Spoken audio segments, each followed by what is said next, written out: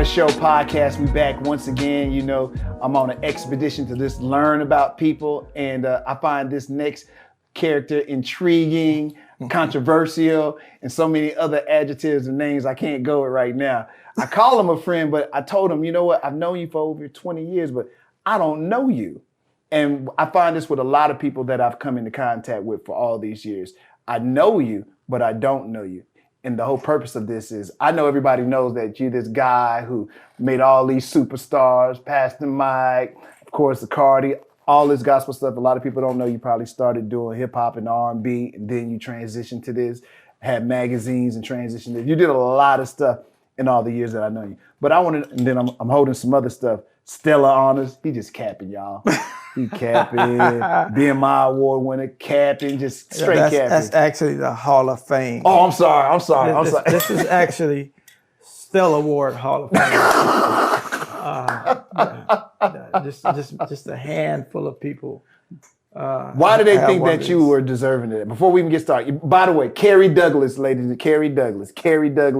Of course, you can see all the stuff right here from Black Smoke Music. He's done some great things with some incredible artists, and we'll get into all that. But I'm gonna start here. I'm gonna jump all over the place because I can do that now. You know? Yeah. So why they think you were deserving of that? Well, the reason I have this honor is because 25 years of serving the gospel music community, and I've probably owned on my catalog some of the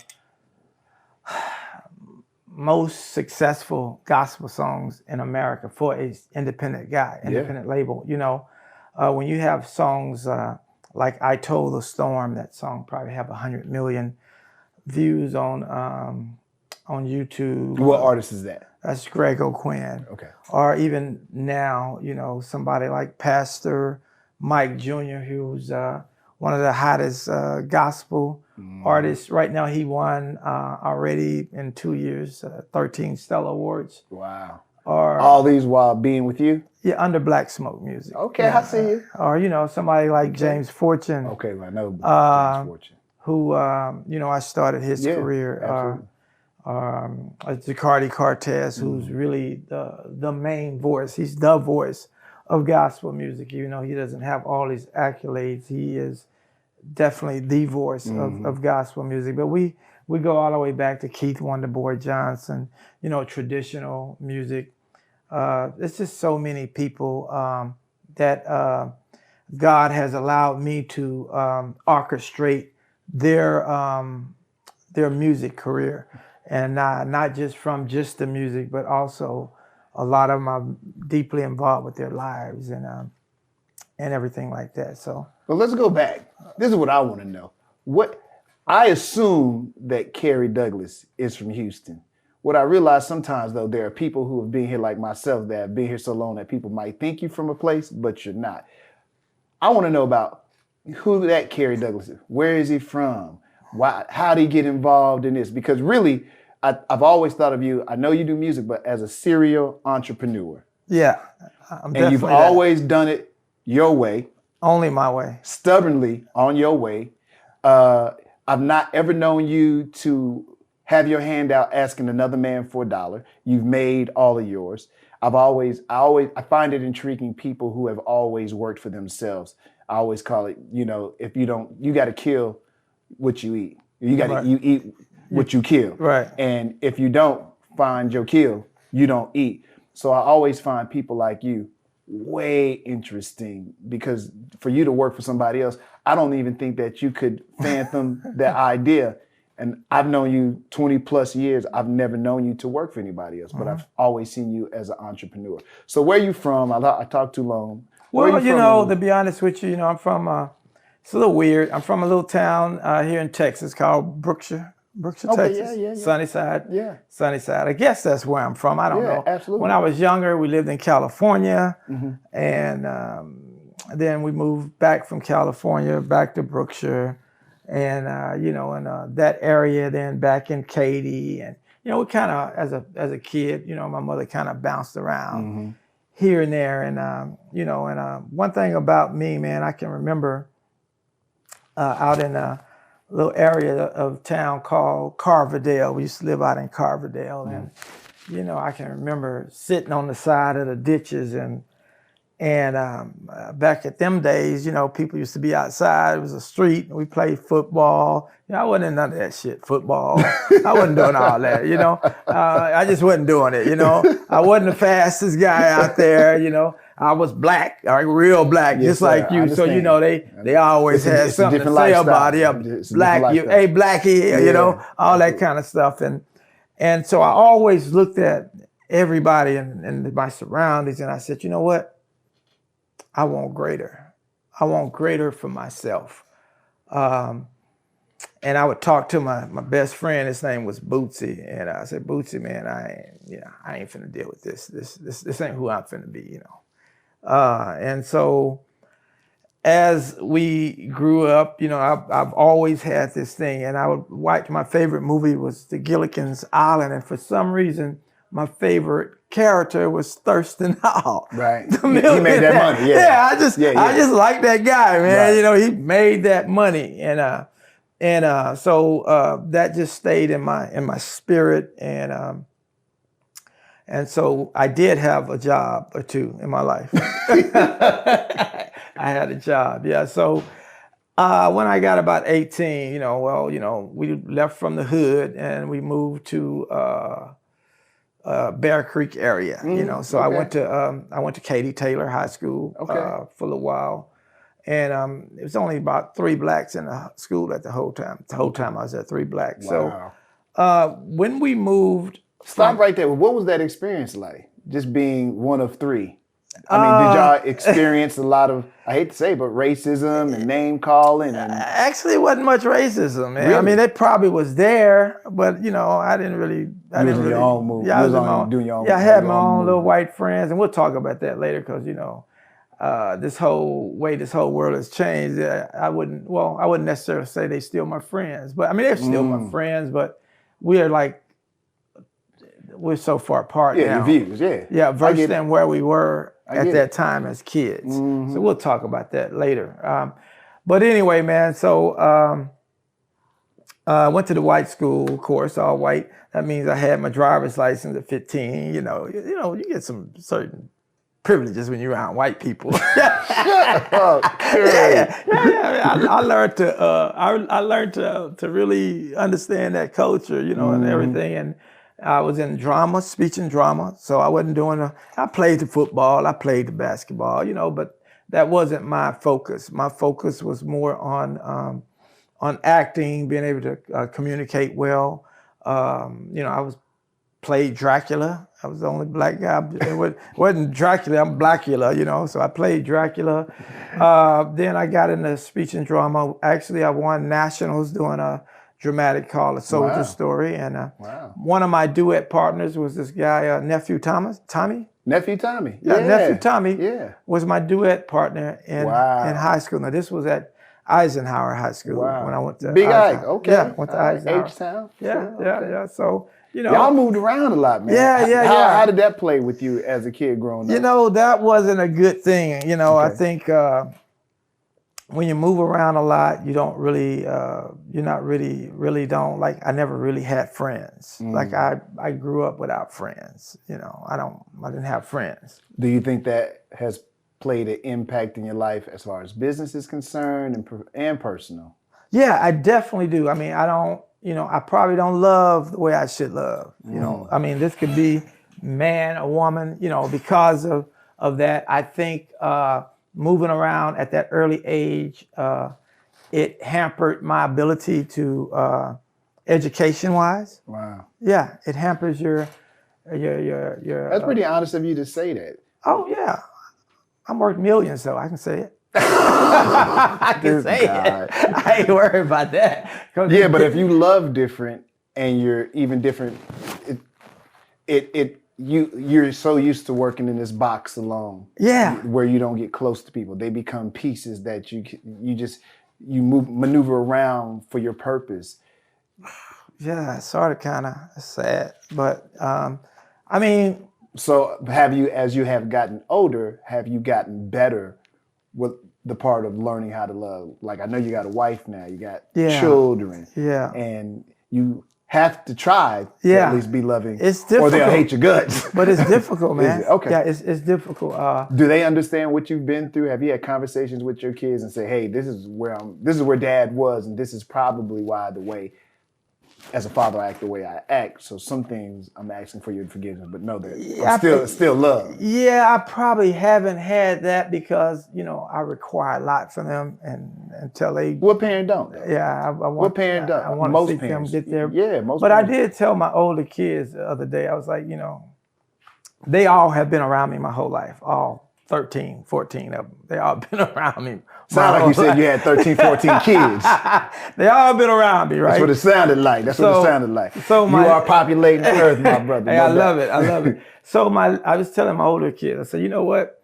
I don't, if I was in the home with you guys, like 24/7, I used to feel guilty, think, well, because I'm not with each one of these kids that I affected them or whatever. I said, not really, because I got my little 2-year-old and 4-year-old, and I'm here with them every day, all day. It's still the same situation. So it ain't, it's me. It's just something. But there's still love there with the kids. I love them. Yeah. But I feel like if something I could do again, I would want to learn to love a little bit more.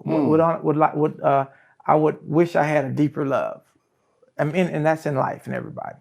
You got to work on that, brother. Yeah. Because you work in the love business. Yeah. So for real, that's interesting for you to say that. That there might be a lack of love in you, and what you work in is an industry that is about nothing but love. Exactly. When you work in the kingdom of God, and you got these gospel artists, everything they do is worshiping God. That is totally love work. So that's interesting for you to say that, man. I mean, for real, that's what that is. That's love work. I know you probably don't look at it like that. For you, that's a business. Yeah, I don't know why. But you're in the love business. I have no idea how come God put me in this to do this. I have no idea. I mean, he just. No, there has to be a reason why. Like, what's your transition? You was telling your story. What's your transition in that story to become this entrepreneur? Like, what was your first entrepreneurial endeavor? Let me start there. Well, okay, so we got to go back. So, all right, get out of high school and all this stuff. So I'm working for a water bedroom store. We're selling water beds. Okay. Back in the days, I don't know if y'all remember what water beds are, but they used, at one point they was kind of. It was the hot thing. Yeah, water bed. I was sitting on the motion, and so I was working in the water bed store, and I was always sell these little young white guys water beds, young. They were all like my age, and they driving up in new cars. I always got some new car and spending that cash on those beds. And I was like, man, what is it y'all do for a living? This before all the drugs and all that. I said, what y'all do for a living? They said, man, we sell cars. I said, wow, we sell cars, huh? So I went and made up this application like I was a great salesperson and everything. I went to apply for a job at a Lone Star Ford. Wow. Lone Star Ford. I went in there to get the job. Never forget this guy. His name was Doyle Davis, old white guy, gray hair, gray beard. Man, I love the guy to death. But anyway, I went in there and I filled out my application. I gave it to him, and he got to looking over it and everything, and he had them little glasses. He pulled them glasses down,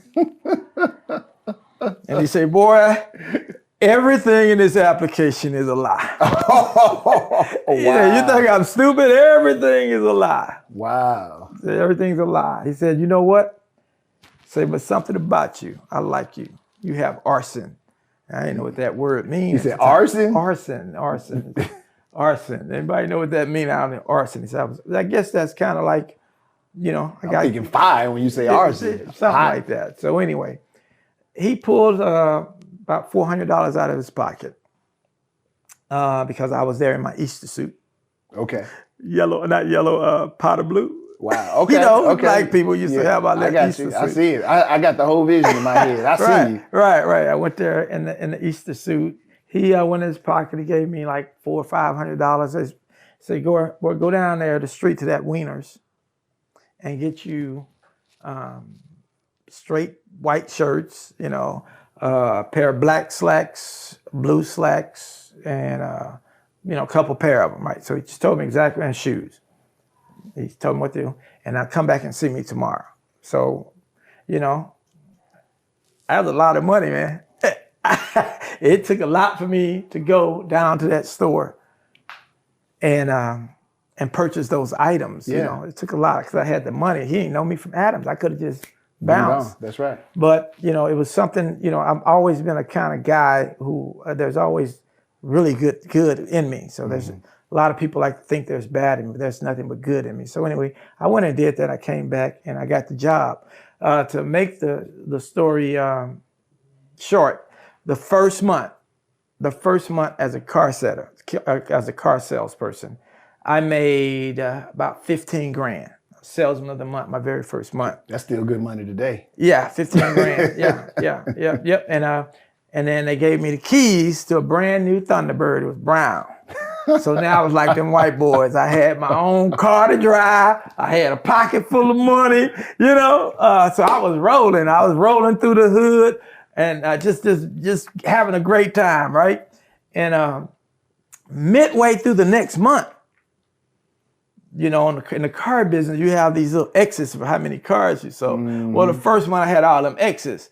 So we midway through the next month, and there ain't no X's on the board. And I get a call over the speaker. Kerry Douglas, come to Doyle Davis' office. Kerry Douglas, come to Doyle Davis' office. I get in there, same white guy, pull them glasses down. He said, "You nigga rich now." Oh my God. Lord. Yeah. He actually said that? Yeah. He said, wow. He said, "You nigga rich now." Wow. He said, "Let me share something with you, young man. You're as only good as your last sale. And right now, you ain't got no sales on that board. So that means you ain't no good to me." And I never forgot that. Now, actually, I became salesman of the month again, because I was just a dog like that. So, you know what I mean? Because I was a dog like that. But that resonated to me. And in everything that I do, you're only as good. I'm surprised that phrasing, you weren't offended by it. Like, just before you finish the story, what were you feeling when he said that? Because my response, I think, would have been, that probably would have been my last day. Why was that not your last day? Why did you heard it? I knew exactly who he was. He was the same guy I was. It was all about, let's make this happen. He said it in motivation. At the end of the day, I buried him. Many, many years later, I ended up burying him. Wow. And this guy was making hundreds of thousands of dollars a month. But he was like a father to me. And he was right. You were not offended? No, I was being nigga rich. Wow.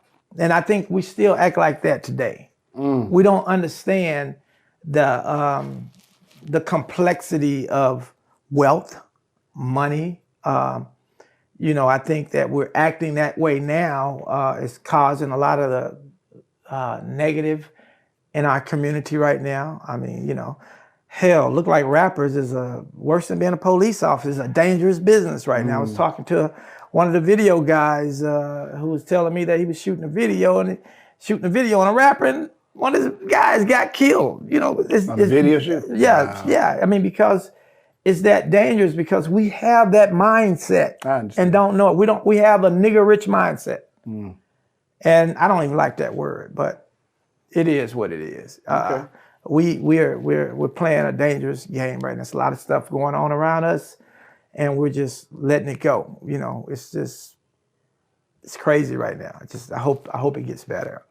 So obviously, how long do you think you stay at this car place selling cars? Oh, I was there for a couple of years. Really? Okay. Yeah. Okay. So what I did, I got to tell you how I got in the music business. So because I'm trying to figure out the transition you go from school, because it didn't sound like you did music in school. No. Sound like it to me. It didn't even sound like you were interested in music. No. You may not have ever. It didn't sound like you picked up an instrument. Yeah, no, I picked up an instrument. I was terrible. I was terrible though. I got that. Okay. You probably were not the greatest on the instruments. Right. Your voice probably wouldn't. It didn't. None of that. It didn't sound like Zacardi's voice. Let me put it like that. None of that. So you didn't sound like you wrote songs. So I'm trying to hear where the music comes from, but we'll get to it. Okay. So I'm noticing in your story so far, though, I have heard nothing about the love of music and how it drove you to this place. Something else drove you to this place. Yeah. And I know we'll get there. Right. So speaking of driving, so you at the spot, Salesman of the Month, obviously. You're doing it for a couple of years. You're successful at it. Yeah. You're doing pretty good, obviously. Very successful. You could continue doing that, and you never really have to go into the music business. You were doing very well in the car business. Yeah. So what I end up doing is, part of my success is we started doing events on Saturdays at the dealership. You know, you had the balloons, the hot dogs, and all that. So I started saying, you know what? Why don't I bring some entertainment in? So the general manager was like, cool. So I would bring, Big Steve and all these guys have all these artists come to town. Well, I cut them another little check if they come by the dealership on the Saturday and sign some autographs. The only Big Steve in Houston I know was a Rap-A-Lot Big Steve. Is this another Big Steve? No, Big Steve. Oh, the Big Steve that did the clubs. Yeah, clubs. He just recently passed. Did he? Yeah. I didn't know. Yeah. He was a great person. Yeah. I really liked him. He was always nice to me. Yeah. Y'all watching this don't know who we talking about. Yeah. Big Steve. He was in the club business. Club business. With Captain Jack. Captain Jack and Big Steve. Oh wow, he just passed away. Yeah. That is unfortunate. Really good dude. I'm sorry. Yeah. So blew me away with that. So I remember bringing MC Light. They came in and do something at Boomerang, whatever them clubs was called back then. And I'd contact them. They come into the dealership. I get the dealership to cut them a check. So I started using artists to come town to draw crowds into the dealership. So the people would come in. If MC Light there or Mary J. Blige there. Stop right there. What made you think that was a good idea? I'm just curious. Like, what made you sit there and go, oh, we should have entertainment at the car dealership? Yeah. What was? Because we would bring the radio stations in. They would do their live remotes. So I just put two and two together. You thought that? Okay, I was just curious. So you brought all these artists in. Obviously, it went well. Yeah, Funky Larry was back there in the day, and Jimmy Olsen, and all them guys, and Greg Street. How long I go back? Yeah, I know you got history here. Yeah. So I would connect them with the radio. That's how I got to meet people at the radio. I connected everybody, and boom. So it made me sell more cars because I got more people come in, more black people came in, sold more cars. Everything went well. And then at that time, I said, wow, well, what if I just created my own artists and I could just keep all the money, So that's when my very first artist was, I don't worry about that. Yeah. My very first artist was J Real.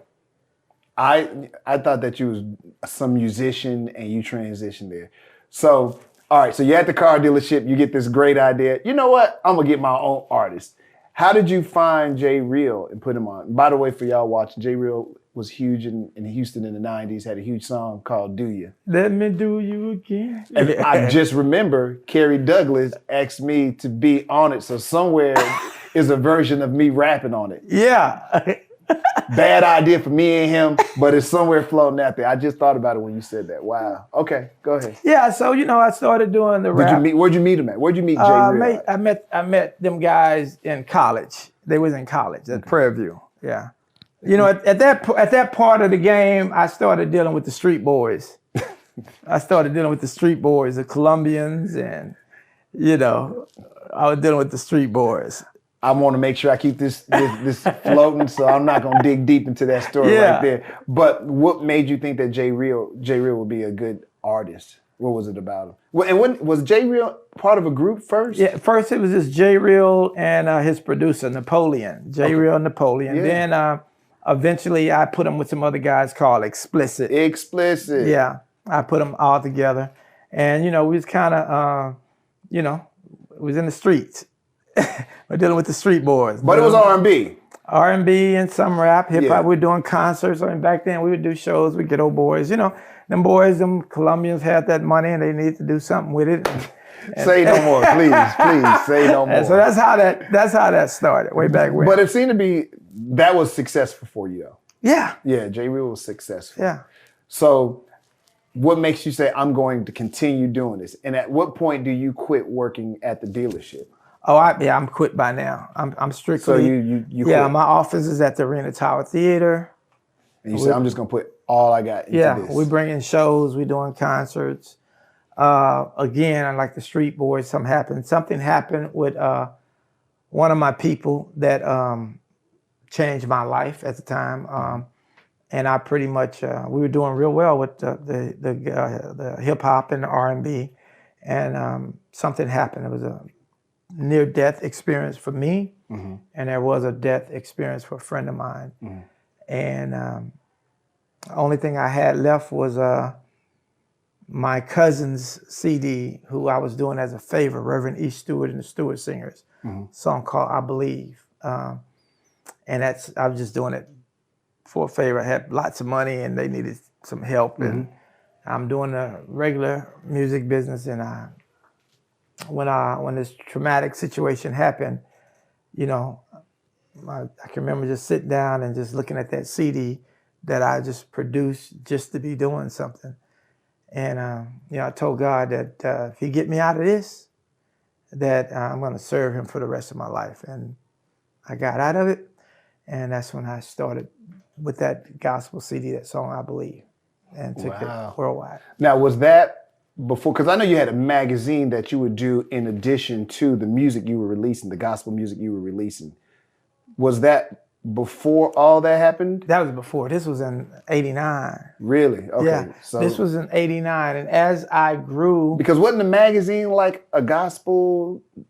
And I don't remember for sure, to be honest with you, Kerry. I could be lying. It was called the Gospel Truth Magazine. It was called the Gospel Truth Magazine, and it was a full colored, wonderful magazine that had a CD into it. Right. And people were like, "Why did you put a CD in this magazine?" The way you get your music out there. Yeah. So very good concept. Yeah. So it was. I had a way to get my music out there, and just show you how God blessed me, man.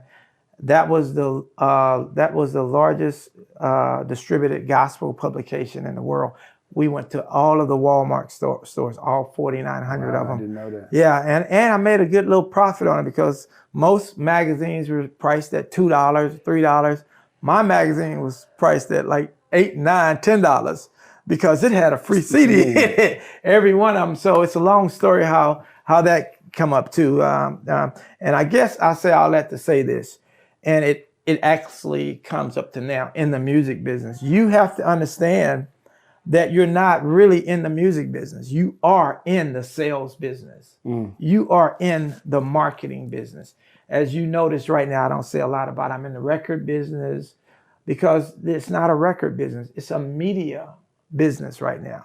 And unless you know how to turn that curve and understand how to monetize the media, then you like a brother walking around still wearing a Jerry curl. You know what I mean?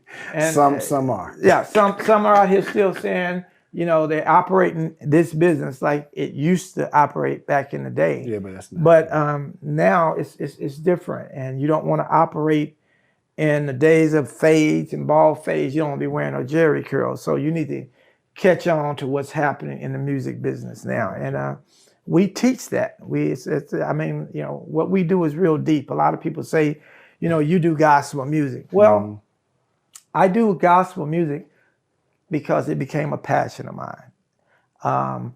I would guess if I put the same time that I put in the same marketing, unique ideas that I put into gospel, if I would have done that in hip hop, I probably would be on the level of a P. Diddy or a Jay-Z, probably bigger, actually. Because one thing about me, I understood marketing, distribution. I understood that very early in the game. You did. I can attest to that. Yeah. Like I said, you were a controversial figure, but you did things your way, and no one could doubt the success that you were having. Now, here's my thing. Did you know that you were successful when you were doing what you were doing? And when did you know for sure you were a success at what you were doing? Actually, I didn't really find out I was a success at what I'm doing until when the CD market crashed. Okay.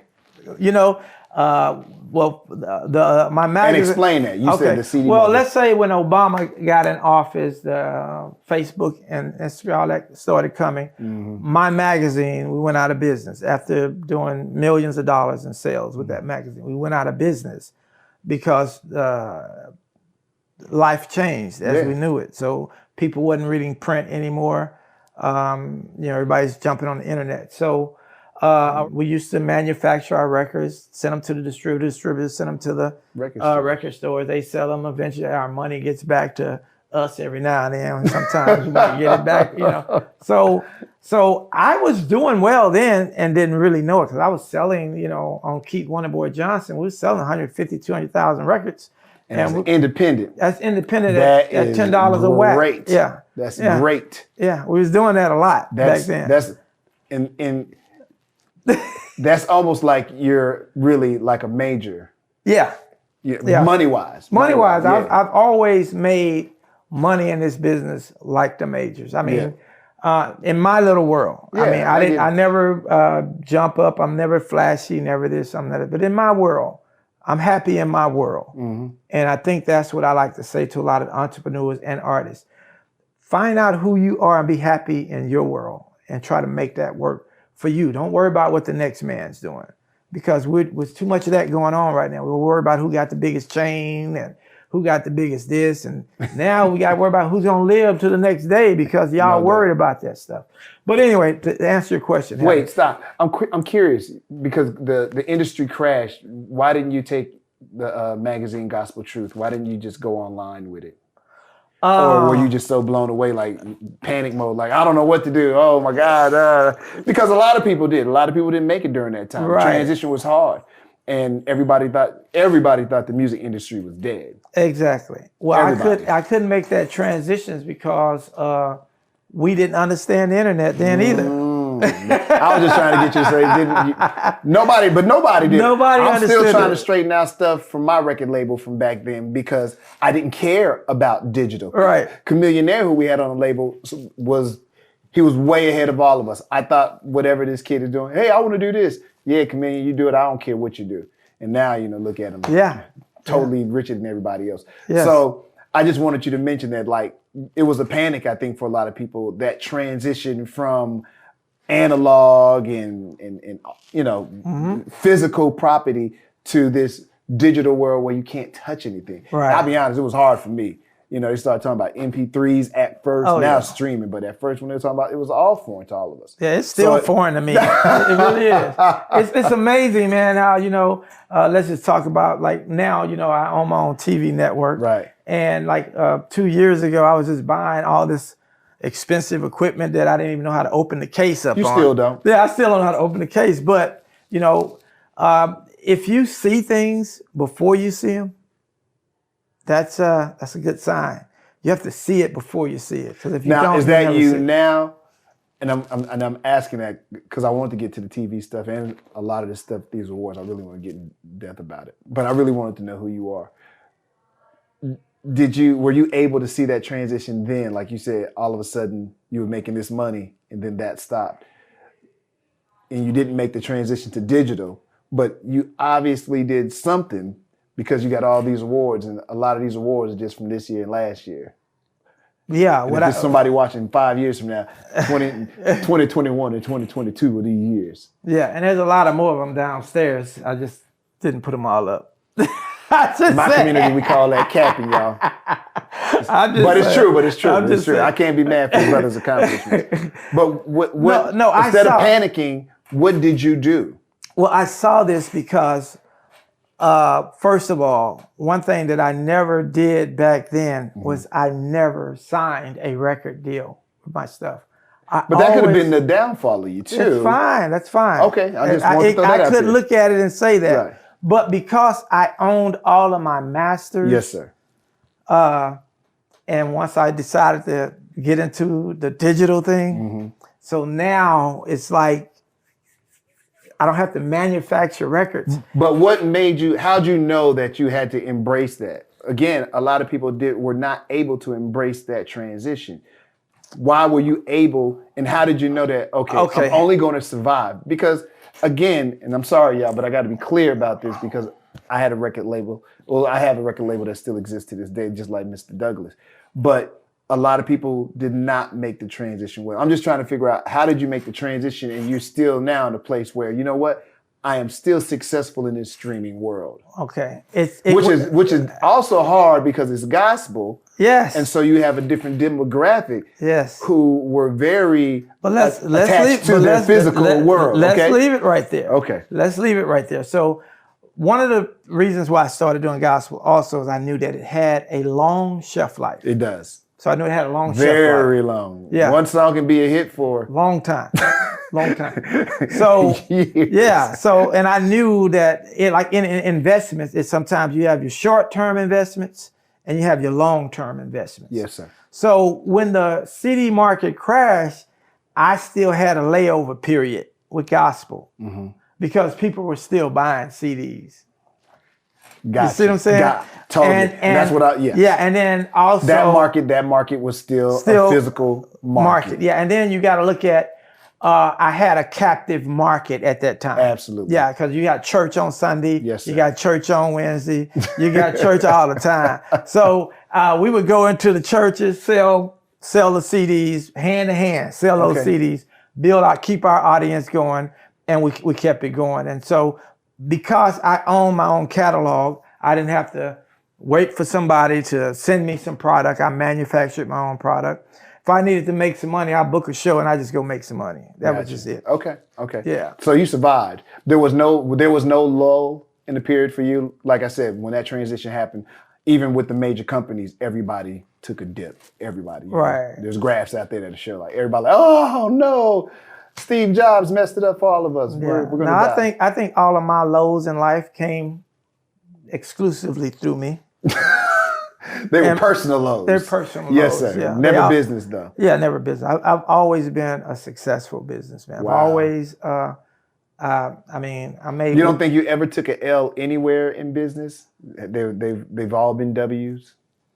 I just think the whole picture has been a W. Absolutely. I got Yeah. you. There's some L's, but the whole picture. But it's the big yeah, picture because is- I've always like had something else going on. Absolutely. Either I had this hot artist, or I have this great marketing concept, or I could get your record played. So like right now, I can, if I can get my record played, I can get your record played. Right, I got But you. I'm just going to charge you to get it played. All right, before you start capping again. No, I'm just saying. No, I want to ask, because to me, and I know you will correct me, but for me, I didn't really go, oh, Kerry out there really doing it, until I saw James Fortune.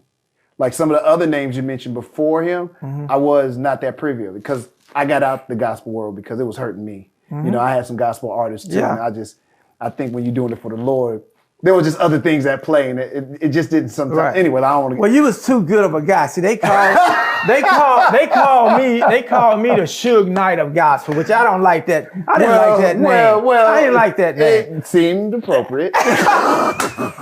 Nah. I think you're a good person, but you do have a very aggressive. At one time, you had a very aggressive personality, and here's the funny thing: I never took it as bad. I think you knew what you wanted, you knew how you wanted it, and I think you, for whatever reason, you were arrogant enough to believe that you were going to get it. Yes. And what I've noticed, and this is why I do this, and this is not arrogant in the I'm better than you way, but there's an arrogance in a lot of the entrepreneurs that I talk to, because you believe whatever it is in there, you actually believe you can do it. And it makes you different from other people. And the reason why I talk to people like you and all the other ones is I'm trying to find out what that is and why everyone is not born to have it. And is it because of something that happened in their life? Like, I'm listening to things in your past and I'm like, oh, this tells me why this guy was super focused on this, because I ain't have time to worry about no friends because nobody was befriending me, and they were calling me names because I was darker than them. I'm picking out all this. Yeah. And so it extra made him focus on, well, you know what? I'm going to be so successful that your name calling, you're this, you're that, you have to respect me. Right. So I just find it interesting that you're able to make the transition that you've made and watch. So to me, using the Suge Knight name is not in disrespect, but it's your person. It's your, I got this goal, and my artist is going to be number one. Mm-hmm. And until that happens, I'm not gonna stop. I'm a Suge Knight my way through this, even though it's gospel. Mm-hmm. And so I think sometimes that's why people take it that way. But if I'm an artist, this is gonna sound bad. I'm gonna want the Suge Knight guy of gospel to be that guy for me. Right. Yeah. Well, you got to look, man, like the magazine. I mean, I told you, I don't remember if I even graduated from high school. I went up there. I didn't. You didn't. I didn't even open up the little thing, so I'm not really for sure that it was really. You graduated. Yeah, but I understand. Yeah, that wasn't your concern. Yeah, can you imagine? Again, I'm not the brightest one in the school. But I owned one of the largest gospel magazines. I owned a magazine. I orchestrated a deal to put a magazine into Walmart. That's I orchestrated that deal, man. Yeah, no doubt. And that was a different time too. To hear that in 2022, somebody like, oh, that might be simple, but no, that's not simple. It's still not simple. No, but back then it was really, really hard, especially being a person of color. Yes, trying to get some product in there. Impossible. Yeah. So. And just real quick story. Even when I got them to bring the magazine in, I'm thinking I done overcame the situation, but guess what they said? Oh, Mr. Douglas, you can have this magazine in our stores, but you need to give us 4,000 corrugated boxes. I said, what's a corrugated box? Oh, that's a little thing that sits on the thing there. Yeah. I'm like, well, how much that box cost? Oh, wholesale cost about $30. $30 times 4,000, and you want to put them? Oh, wow! Can you imagine, poor black boy? But you figured it out. Yeah. Yeah. See, something that black people don't know. If somebody give you an invoice, you can factor that invoice. Now, what does that mean? No, for real. Somebody's watching, they're like, what does that mean? So if a company, a Fortune 500 company like Anderson or Walmart, but Anderson was a distributor for Walmart, mm-hmm. They give you an invoice and say, we ordered 20,000 magazines, and that invoice is $800,000 or whatever. You can go to companies and say, I have this invoice. I want you to factor, lend me money with my bad credit self at the time. But I'm showing you. I already got this thing going, right. So I'm gonna probably sell X amount, a percentage of that. So front me the dollars. So I'll be able to do what I got to do. So I can pull off this thing. Absolutely. And I learned that because in that process of me doing business, I had got into the trucking business. Wow. Okay. Yeah, I'm like you said, a serial entrepreneur. So when I figured out that when you go and do a load, and there's companies that pay you for your loads before the big company pays you, I say, well, if they factor my loads, I can see if I can get them to factor my invoices. Yeah. I mean, it's a long story how that whole thing happened. But I'm glad that you I'm saving that for my movie. Okay, a movie? Yeah. We ain't talking about me. We getting into film now. We're getting into film and television. Is the movie going to be about you? That now so I'm going to get back to where I was, but okay. It's going to be a movie about you? I got to do one about my life story. Okay. Yeah, I got to do it because it's pretty interesting. I think a lot of the things you said. Here's what's intriguing. This is going to throw the people off, but your life is different. This is going to sound really bad, but I'm going to say it anyway. Your life is a little different when you're dark skinned. Yes, we need to talk about that. I don't know how to have that conversation. I think only when you're dark skinned you get it, because people are like, oh, you just black, because black people already have a situation. But even within our community, there's black and then there's colorism. Black. Yeah, look at that. Too. We at the bottom. Yeah. We at the bottom, baby. That's why we got to fight hard. Right. So your mentality is different, and I'm not saying everybody that's dark skinned, their fight is different. Because sometimes it's just. It might be just life. Right. And everybody handles life differently. Your handling it was you became successful. Somebody else may not be able to break barriers or to be strong enough to walk through name calling or seeming different than everybody else and being able to position yourself and get on top. Again, there's something and I use the word arrogance again, and I'm probably using the wrong word, but there's something inside of you that says, I don't care what they say, I'm still going to achieve. I'm going to still have the beautiful woman. I'm going to still have this. Because I had that problem when I was young, too. I'll come with this girl that looks like this, and my friends would be like, that's not your girlfriend. I'm like, yeah. Because because I look a certain way or I have a certain color, you don't think I have the ability to have this kind of woman. We had to fight harder. We had to talk harder. But I'm like, that's your low self-esteem. Right. I didn't feel like for me, I had time. Let's say high self-esteem instead of arrogance. Okay, self-esteem. Your self-esteem is different. Yeah, I like that. Sometimes it's over. It's really, really, really high. So, you have to have it, and there's nobody there to prop you up when you fall, so to speak. Especially because I can tell now you're a loner. I was the same way. There's nobody there for real. There's nobody there that says, "Oh, son, do it," or "Kid, do it." There has to be something in you that says, "I'm gonna make it regardless." I'm gonna succeed. Yeah. So in that, my dark skinned brother, I'm gonna salute you too. But that's not what this story about. Okay. The dark skinned story, another day. You've made all these achievements. I don't know anything about. I know that you are out there doing something, Mr. Douglas. I don't really know that you out there doing it until I see James Fortune. What was it about Fortune that made you say, oh yeah, he has it? Well, James Fortune came to me with a CD trying to sound like Kurt Franklin. And I told him, hey, no, you need to go back and, you can do you don't sing, but you can do your talk stuff. But I think you should just minister over music. Kurt does a lot of kind of chanting and rapping over the music. I told James, look, go and do minister over the music. So James was the first mainstream, quote unquote, to gospel artist that I had. He was the first one that looked good. Okay. I never really thought about it. Yeah, I was dealing with quartet music. I was dealing with traditional quartet music. So you would look at, now it's like you making him a sex symbol of gospel. I never thought about this. Well, it's not bad. I'm just saying it was mainstream. You thought that he had an appealing look that could cross over. That ain't even crossing over. It's just you sound just as bad as the folks did in the early days of R&B. Unfortunately, it wasn't even because you got to look at that time. Gospel music was going from the Canton spirituals to Kirk Franklin. Yeah. So Kirk Franklin and Kirk had his own. Yeah. He had his own boundaries on him too. He had to fight through because what he did. Short man complex, right? I don't know about that. Oh, okay. I love Kirk. I think, but he was in the battle too because he was not traditional. Right. So when Kirk comes out, he's almost blasphemy. Yeah. So to see guys like him and what you've done with the James Fortunes and the like is pretty incredible because it changed the industry.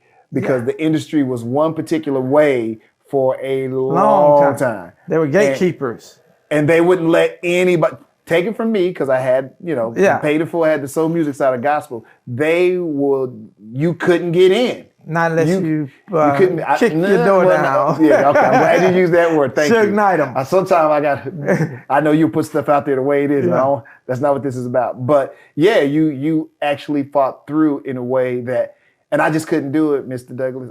You're a good guy. You're a good guy. No, it's not that I'm good. You're a good black man. I'm a bad black man. If you say, I'm going to just say this and then we're going to move on. If you say you're doing it for Jesus and you're doing it for the Lord, that's what we got to be doing it for. Right.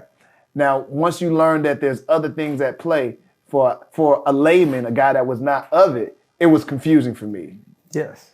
And after I saw that, I'm like, I don't want to participate in that game. Right. I already understood it from a hip hop perspective because I had those artists and did not want to participate. I did not want to participate. Even if your artist was good and would still make waves, the game still made you participate. Even though you're like, I'm not doing that.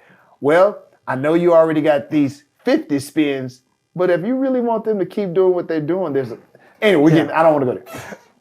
If y'all want that, y'all can talk to us independently off video because I don't want to disparage the industry that gave me so much. Right. So that's not what this is about. It's about Kerry Douglas and his enormous rise to power.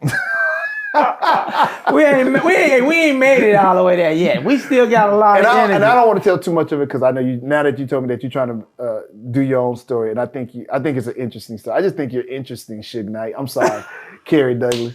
No disrespect to Suge, but I really do think your story is interesting. Now, just a little bit more about Fortune. When did you know? Did you know immediately? What did you hear? What song did you hear? You like, oh, we're pushing this to the top. The song, nothing that you did was accidental. No, it was all purposeful. Yeah. Some people, everything I did on my label was all accident. Paul and Cam, accident. Everything was an accident. Thank you, God. It was all accident, though. No, the song "You Survived." That was his first song, and I knew at that time he was a special songwriter because he's a songwriter. A lot of people. He's not a singer. He's a writer. So he's a great songwriter. And he's great. Yeah, no doubt. And I knew that we'd build him, and he would become a stable in the gospel community. You felt that from jump. Yeah, I knew it. See, that's that arrogant thought I was talking about. But it's not arrogance. It's just your belief that, this can go to the top. Yeah. And it does. Yes. And James becomes this phenom. Yeah, and we packaged Zacardi with him. So we knew we was going to do the same thing the rappers was doing.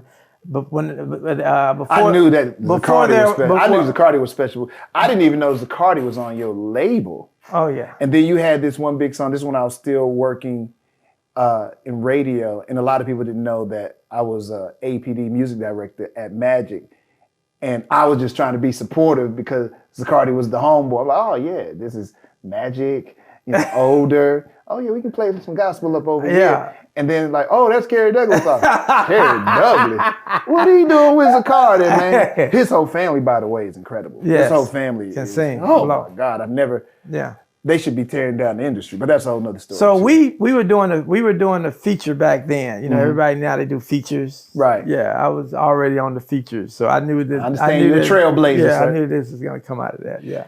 And so you featured him on something in all of James stuff, because James. You're right. James isn't a singer. Right. That's James right. is a writer. I'm sorry. You got to remind me. That's why I'm here talking to you. You got to remind me. Yeah, you're right. And what made you say, "Oh, I just need to put him on"?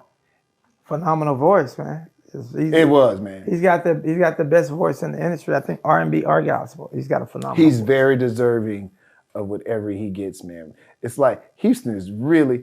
This is on so many other levels. There's so many talented individuals, crazy talented, and I'm happy that this guy was able to break through, especially in God. I'm telling you, man. I don't know, and that's my other question to you.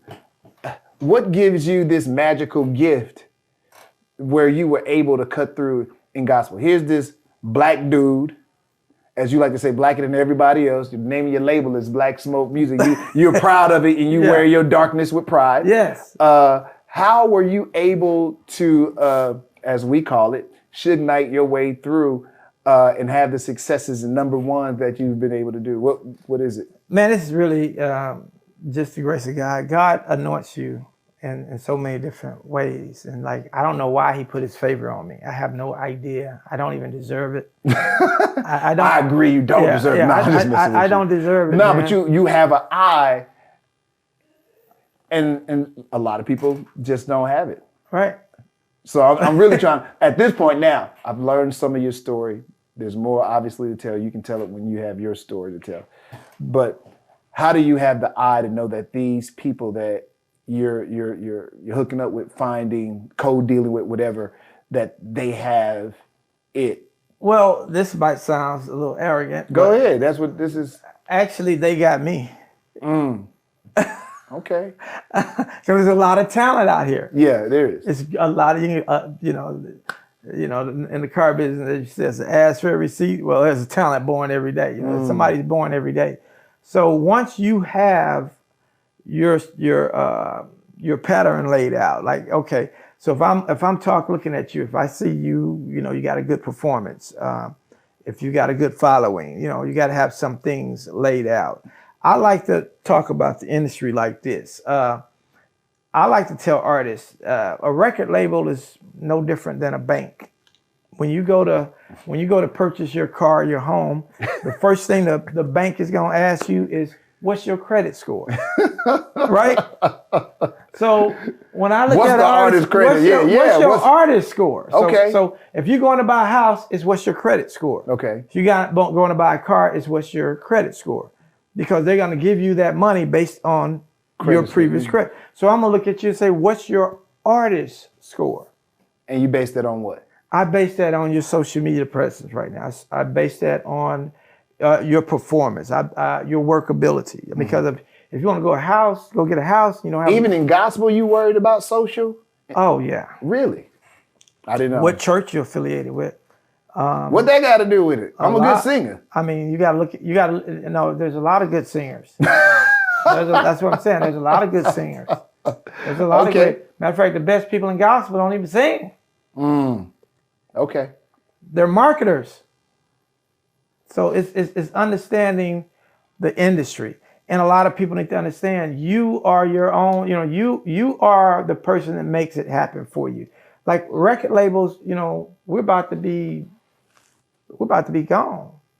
So we have to understand how to reinvent ourselves as a record company. I'm glad you brought that up. So how do you reinvent yourself now that you realize, like, okay, I'm not a record company anymore?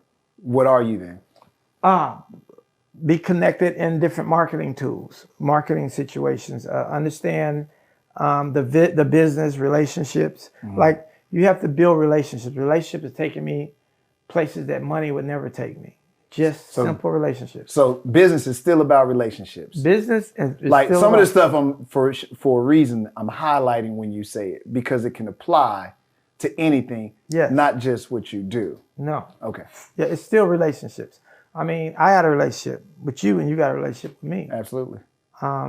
There's people that I might want to be connected to, that you connected, that you could hook me up through your relationship based on some of the things that you know that I got and I can do. Absolutely. For instance, we met a guy earlier today about a video guy who, because relationship, he knows animations and hey, I'm trying to create this kids program that needs to be animated. It's all about, everything is about relationships. I got you. And that's something that we don't understand and we're not maturing enough. We're not nurturing enough is our relationships. Well, okay, let me say this too about relationships. It's hard because a person like, they might not know how to establish that relationship. They might not know who they need to be talking to. And they don't want to come across like they're using somebody, like, oh, I'm just getting to know this person so I can use them. A lot of your relationships with people that you've done business with, you've got to know, you know them, and then all of a sudden, hey man, could you possibly help me out with this? I'll help you out with that. You know what I'm saying? So your business is a byproduct of some of the relationships that you have as well. I just told you earlier, it's hard for me to even develop relationships. That was one of the hardest things. That was one of the hardest things for me to do. So if that was the hardest thing for me to do. I find that so hard to believe. I mean, I understand your story now. I'm glad you said that though. Yeah, a guy that was so blocked off, how does he start establishing relationships with people? Because to me, you have an ease of talking. If we had to take your phone out of here, because I know that you'll keep talking on the phone, trying to do 4 different things at one time. I know your wife hates you. Yes. Because you're trying to be a daddy, trying to be a businessman. Then you'll have 3 or other 4 things. Because like I said, you're a serial entrepreneur. We had 2 meetings going on while I was here. Right, while you're here. You're supposed to be in a meeting now. Yeah, but that's just you. But I got the meeting people listening to the interview, and they're going to catch on to who I am right then and right there. This guy. So they'll know about everything. But how did you, was it a barrier you had to break as a person? I think you just have to be good at what you do. Just be good at it because you're not afraid to talk to people. Even though you might say that you're a little blocked off, I've not ever known you to be one who, and you're not scary either. No. There's some figures that you would have conversations with knowing that it could compromise your physicalness. Right. I'll put it like that. But you're one of those people that you could still have that conversation. And as far as I know, you've always pretty much come out unscathed. So it's also a skill that you have. Everyone doesn't have that. Why do you think you have it? It was embedded in me, my life. Can somebody that does not have that you can learn it. I mean, you can learn a skill. You can learn that. I learned mine from just the bottom up ground. You're doing it. And another thing about relationships, man. So I was telling you earlier about this young man that back the Lacey kid that you met years ago that you hooked up, that you didn't know that you was touching his life. Yeah, I never knew I was touching his life. I think Fetty Wap, he's done some mixing and mastering for, who else? There was Orbit. What was some of them other names he mentioned? Erica Banks, he did like all of her stuff, if I'm not mistaken. It was somebody else, but he's doing a lot of work. He's got a lot of, what is that record he got that's triple, what did y'all call it? Triple diamond? Oh, yeah. I think that was the Fetty Wap. Fetty Wap is the one that went. So let me just tell you about this kid, man. He was about 18, 19 years old. I was at the Guitar Center. I went in there to buy my son this drum machine, and met the kid. Name was Jay Lacey. I didn't know. I told you I always buy stuff and don't know what to do with it. So cereal, all kinds of problems you got. Cereal buyer, just So I paid him. He came to the house. He set up my little in-house studio back then. It's over 20 years ago, and he was there. He stayed there. He, learned how to work the stuff, and he learned his engineering skills right there. Wow. So now 20 years later, he's over there making the world, making big money, doing millions of dollars. And he just reminded me of this the other day. Wow. I was at the studio with Creflo Dollar in Atlanta. I flew back and I got this text. Creflo Dollar doing music?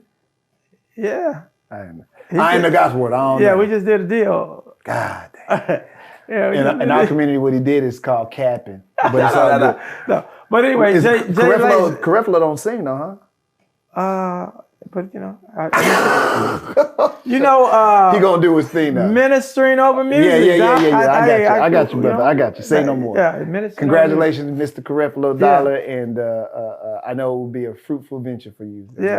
But J.C. Lacey reminded me, man, you poured into my life at a time, that I didn't even know. I never went back to work again. The minute I met you, I never went back to work. I think it's interesting how God can use people. Like, I know people say, like, you're the Suge Knight, you got this, you got somewhat of a dastardly, but you have helped so many people.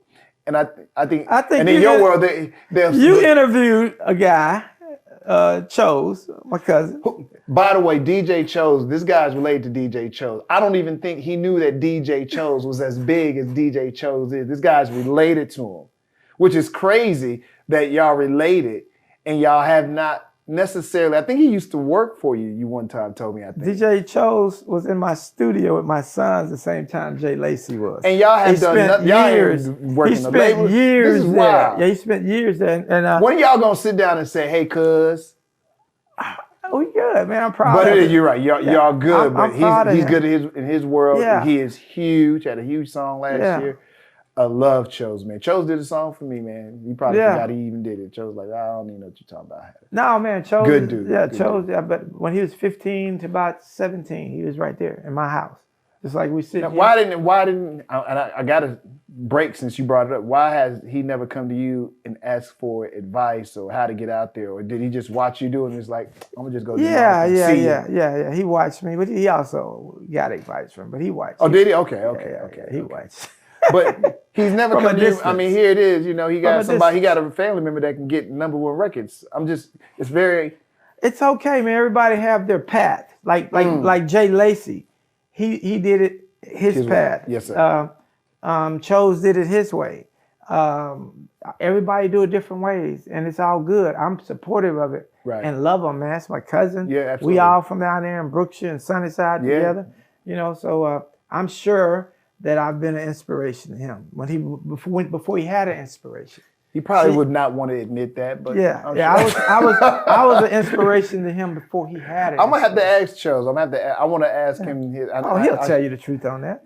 I think he would. I don't think he'd. That's my man. I mean, I just think it's interesting that you guys are both, in this industry of music per se. Mm-hmm. He is as popular and big as he is in his world, and you are, the king of your castle in your world, so to speak. Mm-hmm. So that's kind of interesting. But y'all have no connection whatsoever.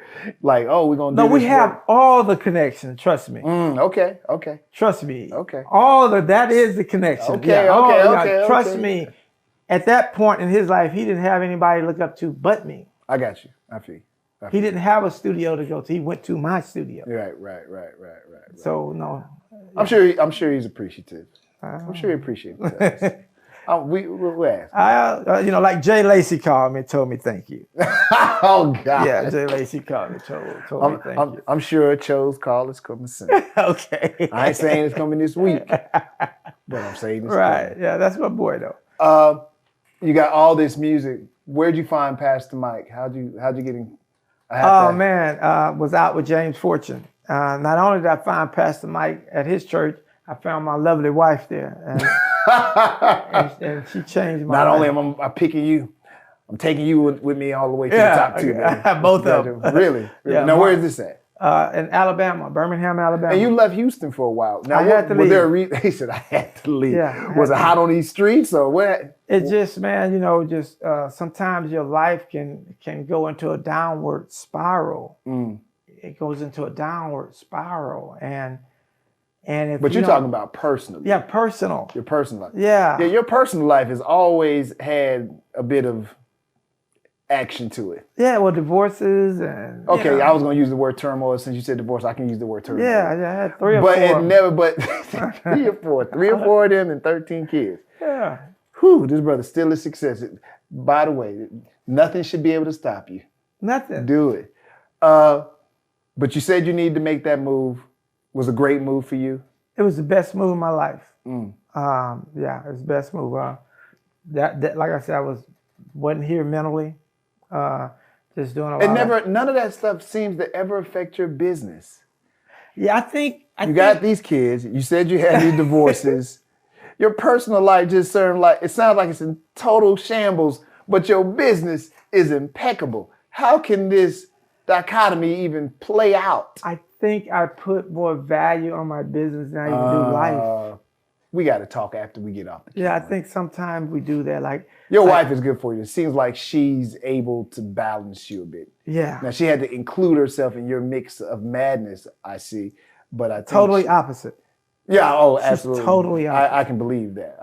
Yeah, totally opposite. Sometimes that's what you need, though. Yeah. I'm glad. She's a good woman. I'm glad you got that. Yeah. You need it, man. Yeah, bad. Hopefully she can take those boundaries that sounds like you have up. But you know what? Truthfully, it sounds like a lot of them, even us sitting here, have come down. Yeah. Like I said before, I've seen you all these years, and Kerry of 20 years ago is just like Mad Hatter of 20 years ago. Somebody meet you now, like everybody always on Instagram, Hatter, you're just so different now. You just seem happy, and I feel bad about. Here's some person that just followed my life because of Yeah, they followed you for 20-some years, and they can see that you're in a better space. Some of that makes me a little sad. I don't know about for you. Well, because they saw you, they appreciate what you were, but they can see, oh, now he's. Sometimes when we hear Hatter, we miss out on life. You do. And that's what my life was. Yeah. It missed out. You miss out on life because you're thinking where you are. Like you said, my business. Sometimes I think my business is my life, and that's not your life. Business is not your life. Your life is your family, your wife, your children. That's what life really is. We're not taught that enough. I'm glad you mentioned that. That's something I hope you teach it with your little young ones now. I know you probably feel like you missed out on some of the older Sure, I ones, did. but you gotta instill that now. And I'm a better person. And like having my kid much older now, my kid will get the benefit of love being the most important thing, not money. And I was so focused. I missed a lot.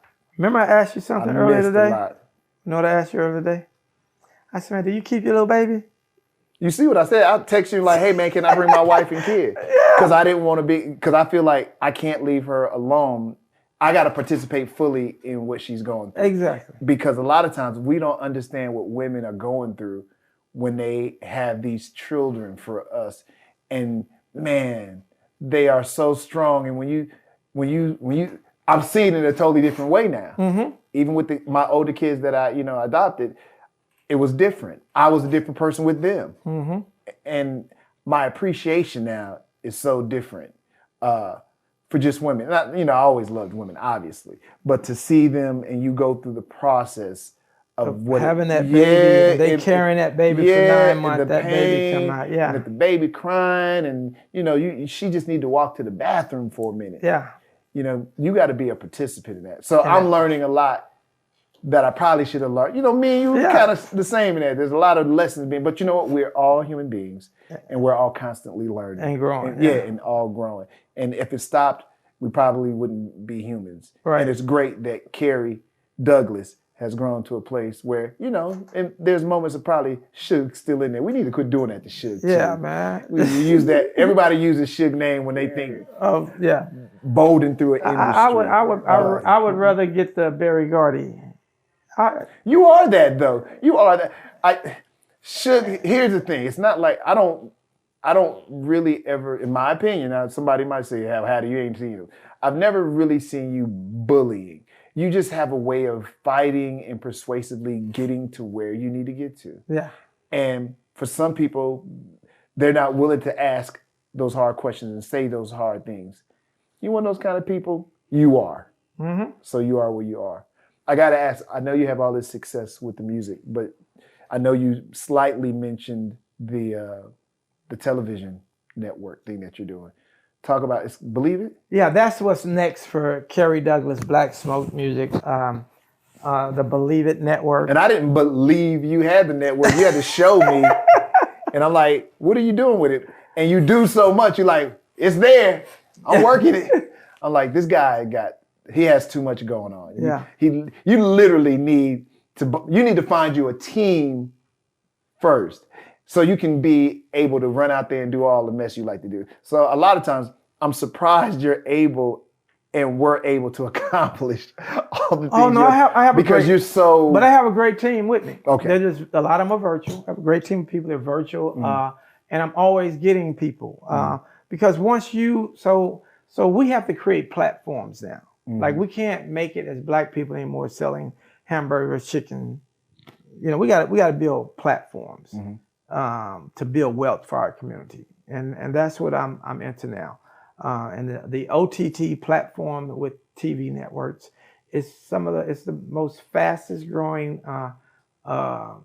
It's the candy that advertisers want to be into right now. It's the platform that the Fortune 500 companies, they want to be on these platforms because these formats is television. You know, all television is app based now.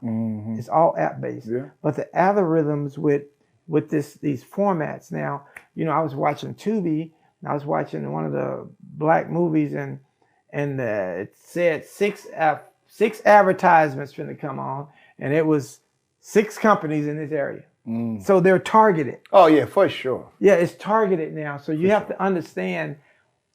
You have to understand the future. And overseas, these things is really popping right now.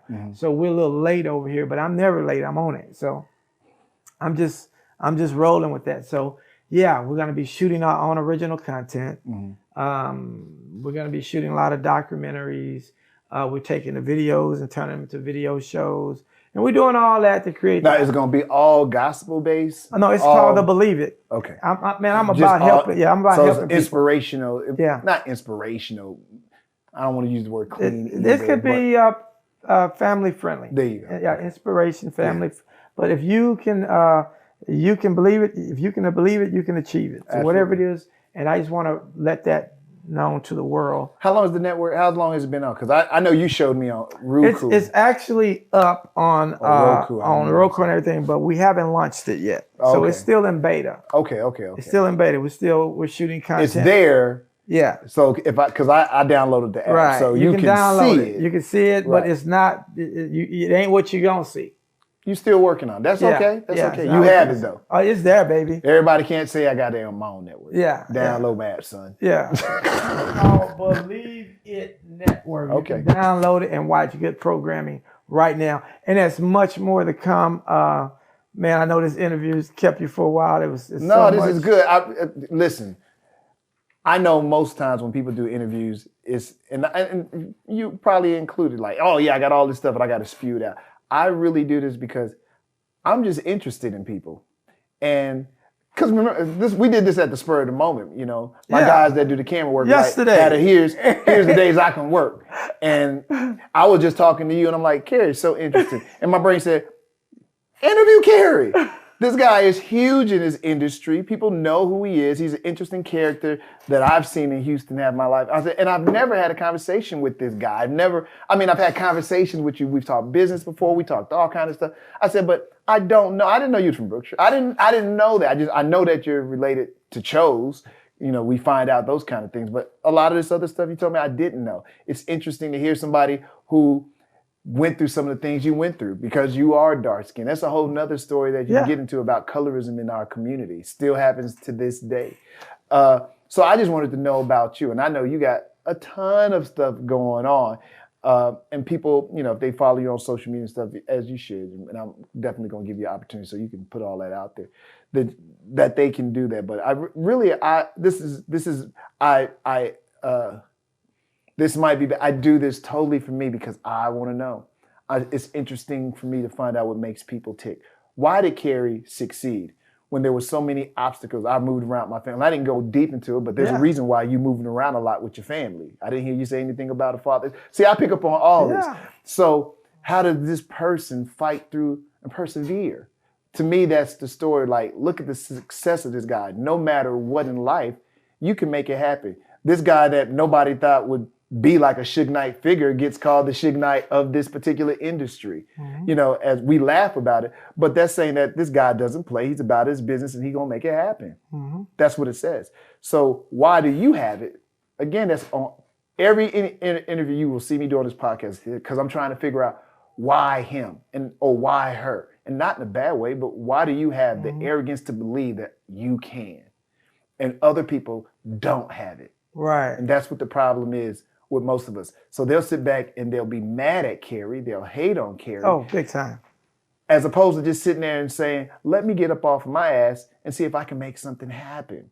But why did this guy have it? Why did this lady have it? So it's me totally just trying to understand human nature and people that are right beside you that you never really dug into to find out who they are. And I know more about you now, so I feel a little differently about Kerry. Oh, well, that's good. But I want people to... I mean, he's still a thug. I want people to know they don't have to, success is... It's not money. It's really not money. Yeah. Success. But we've been told that it is, Mr. Douglas. Yeah. We think that this is success. But this might not even be. I asked Crazy C, who is a good friend of mine and the producer and the mix and all that. I asked him what success was for him. And I thought, what was his most successful remix of music? He refused to tell me anything about his music. He kept saying, my wife, my family. I'm like, yeah, but I'm talking about something else. And he was like, nah, man, that really is it. Like, nah, man, what's your... And he was like, no, I did all that. But my biggest achievement for me as a human being, my success was when I hit that. And I'm like, and see, that's what this is all about. Yeah, I think that's why we're having so much violence right now. The main thing ain't the main thing. What we thinking is the main thing, that's not the main thing. But that's what we taught. Yeah. And it looks good. It looks like Kerry, you live in a big house, you got nice cars, you got platinum plaques and gold plaques. I can see what we would call success and achievement just by looking at your wall. Your wall is saying to me, oh, this guy is successful in what he does. Does he think he's successful because of what he does, or is there something else that makes him feel like, no, I'm successful because I achieved this? The ability to be an entrepreneur and work for self. Never have to worry about another man giving me $1. I'll go out there and scrape the streets and I'll make my own. To me, that's the success right there. That's a good one, though. Yeah. There's never been a time you have, and I hate to use the phrase, people might hate it, but you kill what you eat. And you do it unabashedly. Yeah. And I think I just think that's kind of cool. But I just think that we have a problem with our black rappers, our people out here right now. I really think we have a big problem, and I think there needs to be a forum where we can really talk about it. Of course, I don't know if I want to be sitting in a room with some of the... I'd almost have to zoom them. I had to zoom that meeting. You know what? But there needs to be something that we could talk about what's going on right now, because right now it's really bigger than rap. I think. Rap music is headed for a collision of dooms. It's about to be doomed. Somebody has to stop, has to talk. We have to have a meeting of the minds, because it ain't even about these jokers. It ain't even about making money. They're out of control. Well, this is where I will depart with you, because I love, if it wasn't for that industry, if it wasn't for rap, I'm not who I am. It's, it's like my best friend. Listen, we've always had, people have problems in their communities.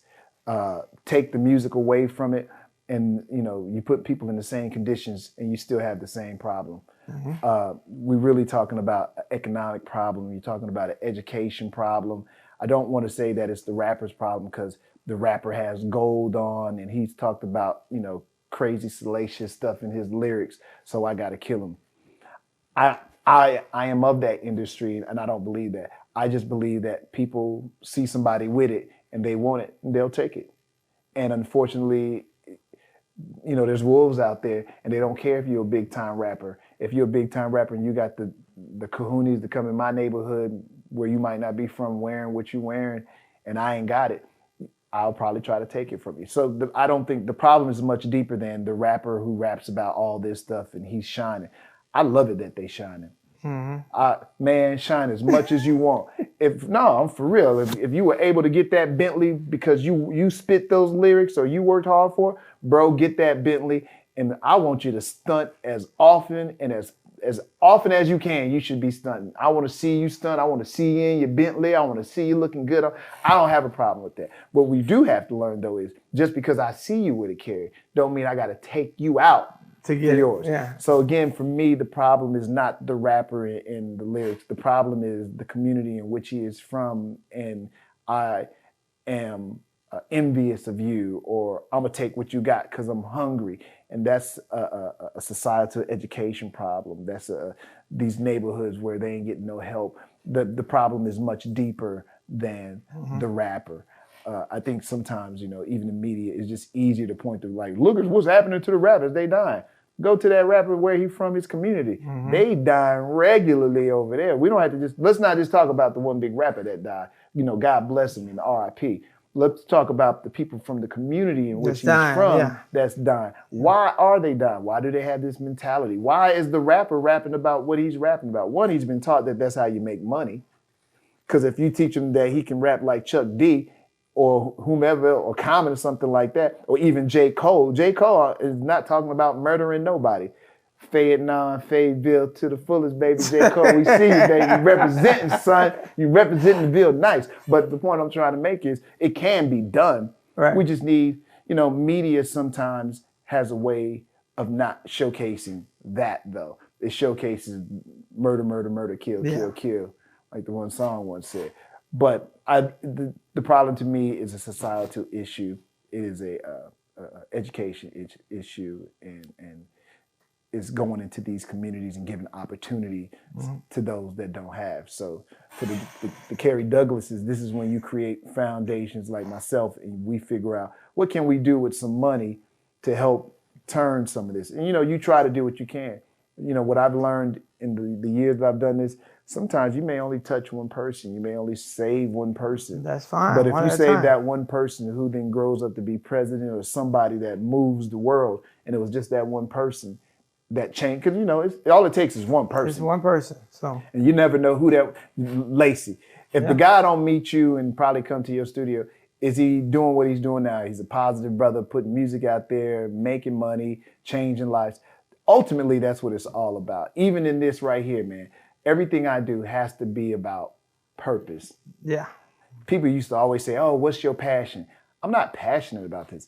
I have a purpose because I hope that somebody hears what Kerry said. Yeah, you learn about him, but if there's something that they can take away from this to help them be a better human being, and then maybe they can go help somebody else, or maybe dig themselves out, the situation there. That's my hope, man. Yeah. And I hope, and believe it or not, even Kerry Douglas has the ability to make that happen. And the truth of the matter is, no matter what somebody says about you, what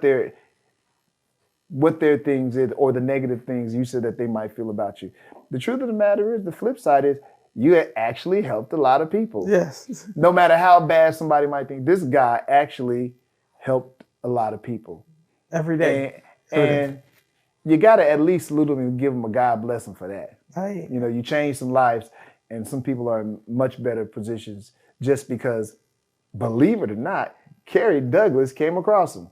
Or check this out, just the songs, the millions and millions and millions of views. Absolutely. It touches people's lives every day. Again, I don't know why. And you got something to do with that. Yeah, I don't know why God put me in that position, but the should not have got me. I find that unbelievable. It's a powerful position to be in. Yeah. When you just go and look at the comments on these songs and how many people's lives they done touched this and that, man, it brings tears to your eyes. So, I commend you for that, by the way, bro. Right? Because everybody can't say that. No matter what they say about you, They can't say that. And however this force in the world is using you for that purpose, to maybe, because somebody maybe heard one of them songs that was going through something or about to do something. About to take one of them chains. You may have said it. And it made them say, you know what? I'm not going to do that. Or, you know, it just uplifted their spirits for a moment because maybe they were having a bad moment. So I still have to commend Kerry Douglas in that, man. I appreciate you taking the time. I know you're busy and do a ton of stuff that I'll never understand, but you have been successful. So I salute you for that. I don't have nothing bad to say about you. Hey, man, I want you to join us. I just want you to jump on board. Join the team, baby. Let us do something together. I'll have somebody say, man, Kerry Douglas, blah, blah, blah, blah. Well, all they can say is Kerry Douglas, though. They can't say nothing but the word. Oh, Kerry Douglas. Kerry Douglas, it's what? It's a noun, an adjective, and an adverb. Let's go, baby. But I really appreciate it, man. You know, congratulations on all your successes, man. They give you awards every week.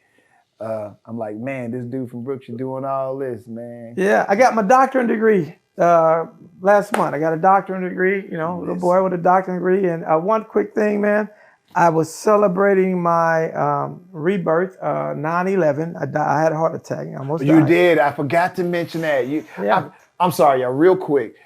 Kerry did almost die. Yeah. How do you forget this in the story? I don't know. Because I didn't know that he had a heart attack when we was having the conversation. Like, oh yeah, blah, blah, blah. And he said it so casually, like everybody almost dies and get a heart attack.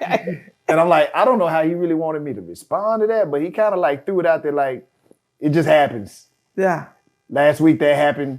This week I'm eating a burger. You know, it was like that's the way you threw it out there. But real quick, what did happen to you? I never really went into details. Man, look, it started off a regular day, and by the end of the day, heart attack hit me. Man, just life is so short. That's why we talking about enjoying life, making an impact in your life and other people's life, because it could be gone just like that. True. In any kind of way. So. When thinking back, I can remember how I was having like these pains for like months before I So you felt something, but you didn't never did anything about it. I just thought I was getting overly excited about this, overly excited about that. But when you think about it, man, so they went. What were those feelings? I'm sorry, I have to just like couldn't breathe, or your chest hurt, or like it's. Anything excitement would, like a blood rush, it would feel like, you know, my chest. And this was happening often. Any good news, bad news, anything was causing me to feel this certain way. And then all of a sudden, boom, it just hit. And if it wasn't for my wife, man, I would definitely, because I wasn't going to. So were you driving, or you was at the house and you just felt? We were at the house, and man, I started just, it was like a dump truck that hit me, boom. And I made it to the hospital. They shut the hospital down to get down with me and get me right, man. And for the first time in my life, though, the entire hospital thought I was the nicest guy in the world. They loved me, man. Yeah, you're not that they bad. loved me. They were like, man, we love you. You're the best patient. We just want to come in and talk to you. I'm like, what? How long were you in the hospital? About a week and a half. So this was a full-fledged, you had a heart attack. Heart attack, bro. I got to ask, I'm sorry. How close, if you didn't go into the hospital? Oh, I wouldn't be here. Okay. After having a near-death experience, how does that change Kerry Douglas? Hey, man, makes me hug a little tighter, makes me kiss a little longer. All right. Makes me smile. Makes me have time to sit down and talk to my friend, yes, you know, sir. And get to know you, you know. Yeah, man. You feel differently about life? Do you look at it differently? I pay attention to the small details. Like all this stuff is not important to me anymore. You know, it's not that important. It's cool to do, fun to do, keeps a little, you know, keeps you in a little shack like this. Yeah, fancy cars is not important anymore. Yeah. You know, you got your nice place, you got your little pool outside, you play with your little kids.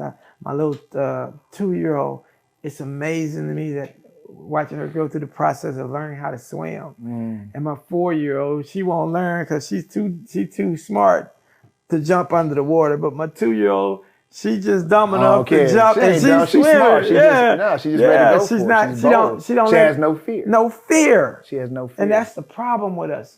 We have a lot of fear. You can't have no fear. You gotta. Yeah, that's what I'm trying to inject. Yeah. That's what I want to inject in my child as well. That bro, have no fear. Do whatever it is you want to do. And as a parent, I got to figure out, because I know I'm a very, I like things. I'm military. I got a military mind. But you're so cautious and slow. I can't even believe we're doing this interview. You're so slow and cautious. What else you got going on, Kerry? Dotting your I's and crossing your T's. You got to, man. Come on. I'm sorry. Live, Hatter. I'm trying. I'm a lot better than I once was. Okay. Though. I'm not as anal and hyper-focused as I once was. Okay. I'm getting better every day. And the wife and child will teach you how to be that different. When you find the right people, you're like things that you once did or once were or once was about, you can find very quickly, it's all about these two people. I'm so proud of you, man. You're having a baby in your 50 what? Shoot, that's all. Just keep it right there. I know we close to the same age. I'm 32. Yeah, I know we close to the same age. I'm 32 and looking good. We close. Hey, that black don't crack. But what's so funny, man? Having a kid earlier, most times society has taught us that you should not do that. It's negative too because you're older, and if you don't have the physicalness to be able to deal with your child. Luckily, I work out and do all kinds of stuff. But there's another advantage to it too of life because you've had the opportunity to see so much, and obviously make some mistakes with probably earlier ones. A whole lot of them. Yeah. A whole lot of 13, maybe 14, 12 of them. Yeah. So it gives you some insight.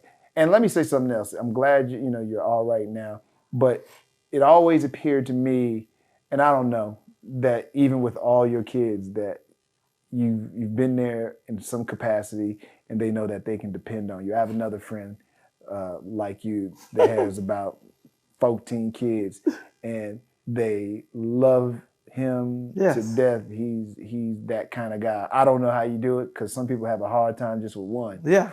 But to be able to balance that out, remember their names, just be birthdays a proper are father. hard. The birthdays are hard. That's a cool thing. So I also commend you on that, man. Right. Much more success, man. Real quick, what else are you into right now, Kerry? I know you got the network. You grow. Everything you're doing is growth. Will you be signing more artists? Are you done with that now? Will you be helping them now, like a promoter, we're doing marketing, more, or what? We're doing more artists. We're doing movies. Another thing that I'm doing that I'm very excited about is just like I take a new artist, we help build new business. We help build business people's credit, and just consult people and help them to better achieve what they want to achieve. So my Instagram is Mr. Kerry Douglas. My YouTube is Mr. Kerry Douglas. And my, what's that other thing called? Facebook is Kerry Douglas. I mean, but y'all can reach out to me. I saw you on Instagram. Are you doing that? Is that your wife posting on Instagram? I mean, that's my team. My wife. I like, there's no way in the world that Kerry put that up. Also, man, and this is about to be awesome. We just partnered with Southwest Wholesale. I purchased an interest in Southwest Wholesale, the company that gave me my first start in the music business. Robert Gilliman, my man, I love him to death. I got to talk to Robert. He should have an interesting story. Yeah, I love him to life. Yeah, I do. So Robert and I, and of course JP, so we kind of came together. I purchased an interest in the company, and we're going to be doing great. I think we have about 120 labels up under us right now. So you still will be doing distribution and working with artists. I'm gonna do what my real dream is to have a majority black-owned distribution system. I know a couple of us have tried it a couple of times. Yeah, and then folks shut them down. Yeah, we finna make it happen. If you guys know me, I put my mind on something, it's going down. We're gonna have probably about 400 or 500 labels up under us by the end of next year. And that's a lot. That's triple. Yeah. Okay. Yeah. Good luck on that, man. Yeah. That's a lot. Yeah. That's a lot. Yeah. Okay. So jump on it. Southwest Digital Distribution. Y'all gonna keep the name or y'all gonna change the name? You gonna keep the name? Man, listen, man, that company, as far as music business, that company started me and you too. Oh no, for sure. Southwest is a major part. I mean, you can make a movie just about Southwest and all the characters that they did business with there. So that should be interesting. I can't wait to see what you're gonna do with that. That's gonna be big. By the way, side note, although Orbit is not recording this, he's in the background. I have no clue what Orbit is doing with Kerry Douglas. Hey. Only time will tell. All right, well, let me just that say these two characters are together. So, two people that I never could, I don't even understand it, y'all. Why is Orbit here? Hey, I don't know. Hey, but I know Orbit does videos. He's an animator. He's an animator, okay. And we have a series. Are you out of the video business? Music. Well, when he was talking about the guy that lost a friend filming a music video, he was talking about me. One of the guys that used to work with me, he was filming a music video. The ops pulled up on the rappers and killed my homie. And wow! It's getting very dangerous in that community, man. So I like cartoons. And it's a whole lot safer. Hey, it's called Hip Hop Boogly. We got a cartoon series that we're working on. Isn't that on now though? Yeah, we finna. I thought I seen that. You know, okay, you're doing some other stuff. You know, we sprinkling here, sprinkling there, but you know, sometimes we have an idea. You gotta ask God to bring people to you that can help bring those ideas to life, and that's what we're doing with Hip Hop Boogly. We're gonna have every kid in America singing the ABCs through our Hip Hop Boogly show. Well, I sure hope my company can provide you some of those nice beats and tracks you need. That's what I'm talking about. That's what I'm talking about. Together we can do whatever. So good luck to you on that, man. Yeah. Orbit, good luck to you working with Kerry Douglas, the Suge Knight of gospel. Come on, man!